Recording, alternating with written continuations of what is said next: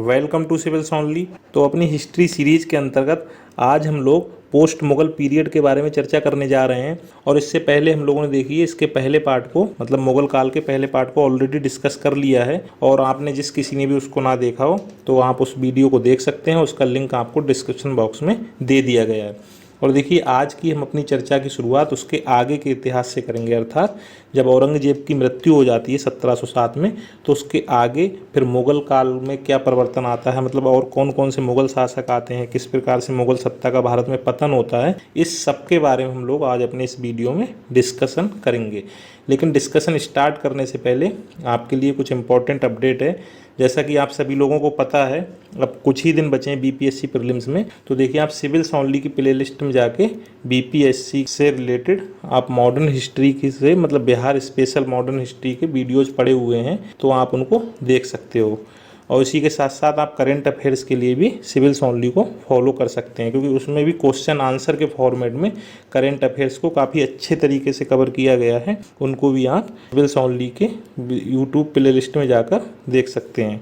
तो चलिए हम लोग अपने आज के सेशन को स्टार्ट करते हैं। तो देखिए पिछले सेशन में हम लोगों ने लास्ट में अपना जहाँ पे डिस्कशन एंड किया था, तो हम लोगों ने देखा था कि 1707 में जब औरंगजेब की मृत्यु हो जाती है तो इसके बाद कुछ नए परिवर्तन हमको देखने को मिलते हैं, क्योंकि इसके बाद जितने भी मुगल शासक आगे होते हैं वो उतने कैपेबल कहीं ना कहीं हम लोगों को नहीं दिखते हैं जैसे कि हम लोगों ने पहले देखे थे, बाबर से लेके औरंगजेब तक।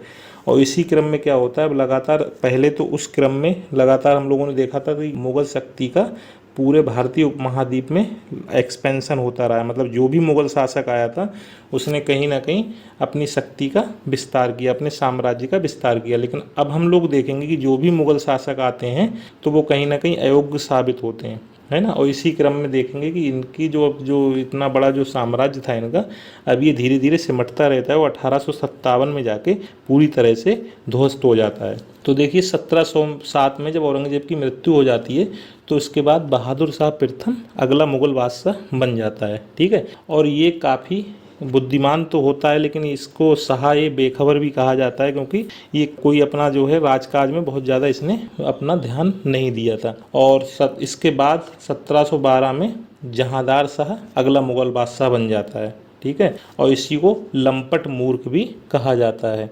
और इसने क्या किया था, इसके काल में एक नई चीज़ देखने को मिली थी कि इसने जो राजस्व वसूली का काम था उसको क्या कर दिया था, उसने ठेके पर दे दिया था, ठीक है।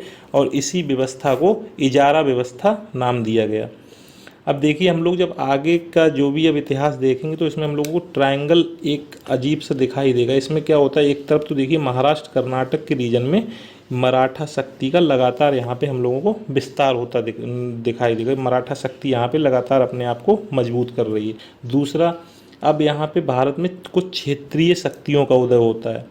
और तीसरा, मुगल जो शक्ति है उसका लगातार कहीं ना कहीं पतन होता है। और इसी समय हम लोग देखते हैं कि कुछ यूरोपीय शक्तियों का भी भारत में आगमन हो जाता है ना। और इसी सब क्रम में हम लोग अपने आगे के सेशन में डिस्कस भी करेंगे कि किस तरह से इन सभी भारतीय शक्तियों के बीच आपस में मतभेद बने रहते हैं और फाइनली भारत में क्या होता है, अंग्रेजी सत्ता या अंग्रेजी शासन हो जाता है, ठीक है। तो 1713 में देखिए क्या होता है कि जहांदार शाह का ये भतीजा रहता है जिसका नाम था फर्रुखसियर, ठीक है। तो फर्रुखसियर क्या करता है, सैयद बंधुओं की सहायता से सत्ता को हासिल कर लेता है और जहांदार शाह को सत्ता से हटा देता है।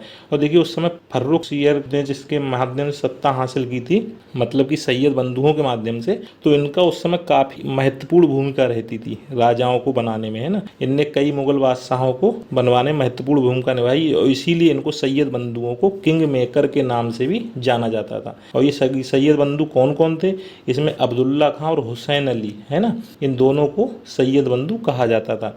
तो जब जाहिर सी बात है, अब जब फर्रुखसियर को सत्ता इन्हीं की सहायता से मिली थी, तो इस फर्रुखसियर ने क्या किया था, इनको काफ़ी ऊंचे पद पर, मतलब मीर बख्शी पद पर इनको बैठा दिया था। इनको मीर बख्शी का पद दे दिया, किसको, सैयद बंधुओं को। अब यहाँ तक तो ठीक था, ठीक है। लेकिन हुआ क्या, ये सैयद बंधुओं ने अब इसके सत्ता में इंटरफेयर करना शुरू कर दिया और इन्होंने क्या किया, जजिया कर को समाप्त कर दिया था और तीर्थ यात्रा कर की समाप्ति का भी आदेश दे दिया था, है ना। और 1717 में देखिए फर्रुखसियर के ही काल में अंग्रेज़ों को कुछ व्यापार में छूट भी दी जाती है, मतलब इनको व्यापारिक छूट प्रदान की जाती है, ठीक है। और इन्हीं के काल में, फर्रुखसियर के काल में, बंदा बहादुर को मृत्यु दंड की सज़ा भी सुनाई जाती है और इसी को घृणित कायर भी कहा जाता है। अब देखिए होता क्या है, लेकिन एक समस्या ये आ जाती है कि फर्रुखसियर को थोड़े समय बाद ये एहसास हो जाता है कि कहीं ना कहीं सैयद बंधुओं का सत्ता में बहुत ज़्यादा हस्तक्षेप बढ़ता जा रहा है। अब इसीलिए फर्रुखसियर सोचता है किसी न किसी तरह से अब सैयद बंधुओं को मरवा दिया जाए या इनको बाहर कर दिया जाए शासन से। लेकिन होता क्या है, जैसा ये कुछ भी कर पाता उससे पहले ही सैयद बंधुओं को ये चीज़ पता चल जाती है और फिर क्या होता है, फिर ये खुद सैयद बंधु ही फर्रुखसियर को हटा देते हैं और ये देखते हैं कि पहले ही से देखते रहते हैं कि कौन सा ऐसा आदमी हम अगला शासक बनाए, इसमें मुग़ल बादशाह बनाए जो कि हमारी कठपुतली बना रहे। अब यहाँ पे देखिए मज़े की बात, ये लोग जो भी शासक बनाते हैं, क्योंकि इन लोगों ने टोटल 4 मुग़ल बादशाहों को बनाने में मदद की थी, जिसमें पहला फर्रुखसियर था। इसके बाद इन्होंने फर्रुखसियर को जी हटा दिया था गद्दी से। इसके बाद रफ़ी उद दरजात को 1719 में बनाया था अगला मुग़ल शासक। लेकिन हुआ क्या कि ये क्या था, वही वाली बात कि ये ऐसा व्यक्ति ढूंढ रहे थे जो काफ़ी कमज़ोर हो या बेकार हो, मतलब कि ऐसा ना हो कि वो सत्ता में जाके अपना प्रभाव जमाने लगे। इनको लगता था कि सत्ता भले ही किसी के हाथ में रहे लेकिन वो कठपुतली बन के रहे, है ना, हमारे रियल जो पावर है वो हमारे हाथों में रहनी चाहिए। तो इसी क्रम में ने रफ़ी उद दरजात के बीमार आदमी को उठा लाया, उसको बना दिया। अब हुआ क्या भाई, वो बीमार पहले ही से था, कुछ ही दिन में उसकी, कुछ ही महीनों में मृत्यु हो गई। अब इन लोगों ने फिर से सोचना शुरू कर दिया, मतलब कोई अगला व्यक्ति अब इनको ढूंढना था कि अब किसको मुग़ल बादशाह बनवाया जाए। तो इन्होंने एक रफ़ी उद दौला नाम के व्यक्ति को अगला मुग़ल बादशाह बनवाने में सहायता की। और ये क्या था, ये अफीम का बहुत शौकीन था। कौन? रफ़ी उद दौला। तो इसी शौक के कारण क्या हुआ कि इसकी भी थोड़े दिनों में मृत्यु हो गई। अब सैयद बंधुओं के साथ फिर से चुनौती आई, जिसको भी बादशाह बना रहे थे वो टिक ही नहीं रहा था, मर जा रहा था, क्योंकि जो भी ला रहे थे कोई सही व्यक्ति नहीं ढूंढ के ला रहे थे। वो तो ऐसा ही देख रहे थे कहीं ना कहीं कठपुतली बना रहे, है ना, किसी कमज़ोर व्यक्ति को ही ढूंढ रहे थे। अब हुआ क्या, फिर उन्होंने मोहम्मद शाह को ढूंढा। ये क्या था, शरीर से तो सही था लेकिन थोड़ा रंगीला मिजाज का आदमी था, मतलब शासन प्रशासन में बहुत ध्यान देने वाला नहीं था, है ना, तो बहुत आराम पसंद व्यक्ति था। तो इन्होंने मोहम्मद शाह को अगला मुग़ल बादशाह बनवाया और इसका शासन कुछ लंबा ठीक ठाक चला था, 1719 से 1748 ईस्वी तक। फिर क्या होता है, 1719 में मोहम्मद शाह रंगीला अपना शासन करना शुरू कर देता है। और इसी काल में क्या होता है, देखिए जब ये अपना कुछ भी अपनी सत्ता पे ध्यान नहीं देता है, राजकाज पे भी कोई ध्यान नहीं देता है, काफ़ी निष्क्रियता जब ये दिखाता है, तो इसी काल में सबसे ज़्यादा क्षेत्रीय शक्तियों का उदय होने लगता है भारत में। जैसे अवध के क्षेत्र में, अवध में सादत खान ने अपनी सत्ता स्थापित की यहाँ पे। इसी प्रकार से बंगाल में मुर्शिद कुली खान ने अपना प्रभाव स्थापित किया। इसी तरह से हैदराबाद में निजामुल मुल्क ने अपना प्रभाव, मतलब काफ़ी व्यापक स्तर पर, छोटे छोटे स्तर पर अब हम लोग देखेंगे क्षेत्रीय शक्तियों का भारत में उदय होना शुरू हो गया, है ना। और मोहम्मद शाह के काल में इसको और भी बढ़ावा मिला। और इसी के समय में नादिर शाह का भी आक्रमण हुआ था। और ये आक्रमण कब हुआ था, 1738 और 39 ईस्वी में। और नादिर शाह ने देखो फिर दिल्ली में काफ़ी लूटपाट मचाई थी और उसी समय ये तख्ते ताउस को भी लूट कर ले गया था, कोहिनूर हीरा को भी नादिर शाह अपने साथ ले गया था, ठीक है।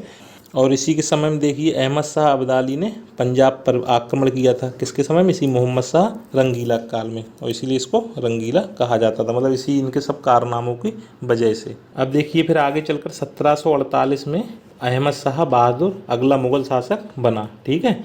और अहमद शाह बहादुर का जो काल था वो कार्यकाल इसका 1748 से 1754 ईस्वी तक रहा, ठीक है। और इसके भी समय में क्या हुआ, जो अहमद शाह अब्दाली का जो भारत पर आक्रमण था ये इसके भी समय काल में जारी रहा।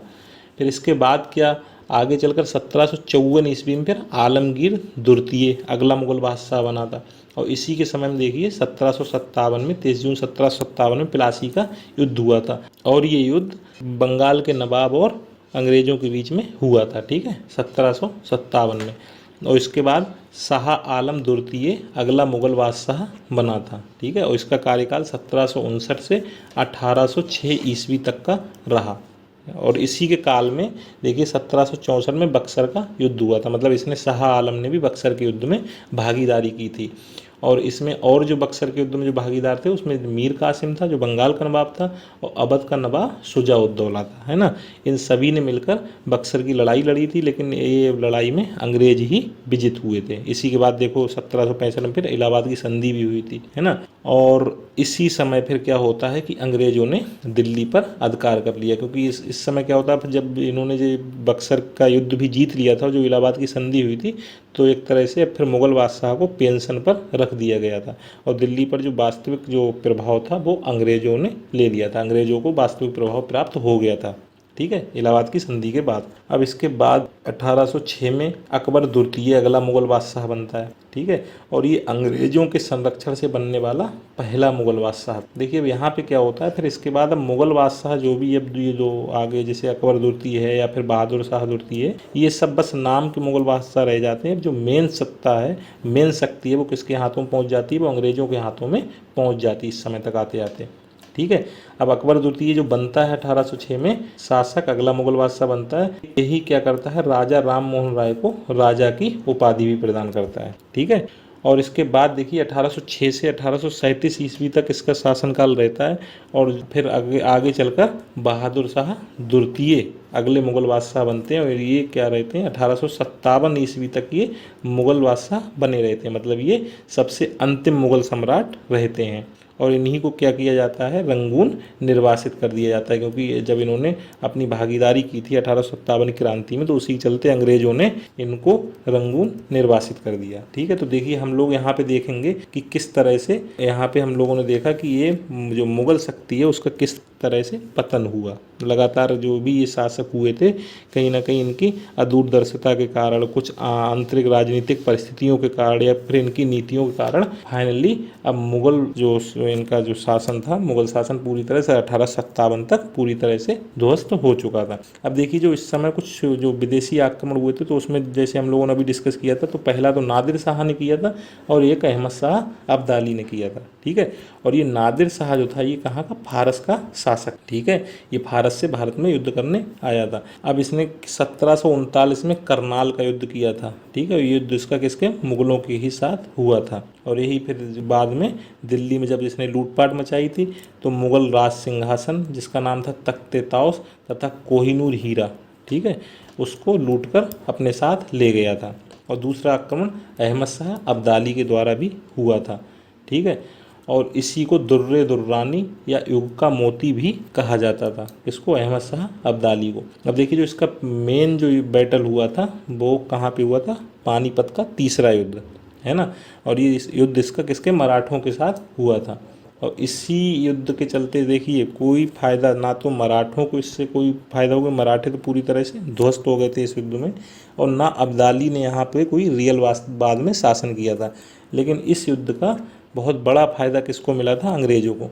इसीलिए इस युद्ध के बारे में कहा भी जाता है कि इस युद्ध ने ये तो तय नहीं किया कि शासन कौन करेगा, लेकिन ये जरूर तय कर दिया कि शासन कौन नहीं करेगा। मतलब इससे ये निश्चित हो गया कि जो मराठा, जो बढ़ती मराठा शक्ति थी, कहीं ना कहीं वो इस युद्ध में छीड़ हो चुकी थी, टूट चुकी थी, और इसी समय अंग्रेजों का भी प्रभाव बढ़ रहा था। बस जाहिर सी बात है कि जब शासन कौन नहीं करेगा ये सिद्ध हो गया, तो मेन बात है कि जो उस समय शक्ति बढ़ रही थी मराठाओं की बढ़ रही थी, मतलब मराठा नहीं करेंगे शासन, तो जब मराठा नहीं करेंगे तो जाहिर सी बात शासन जो अगला करेगा कौन करेगा, अंग्रेज करेंगे, है ना।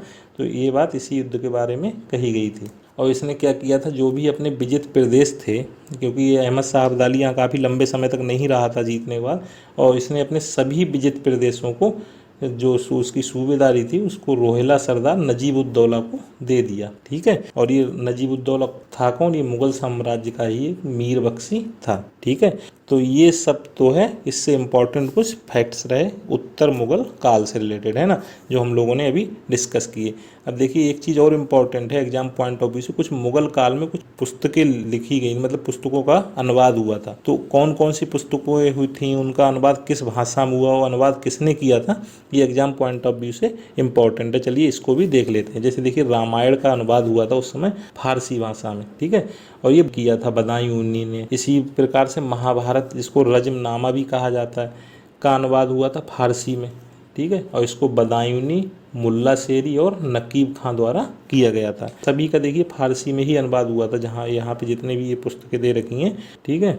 इसी प्रकार से देखिए पंचतंत्र का फारसी भाषा में अबुल फजल ने किया था, ठीक है। लीलावती का फैजी ने किया था, और नल दमयंती नाम की पुस्तक थी, इसका भी अनुवाद फारसी भाषा में फैजी द्वारा ही किया गया था।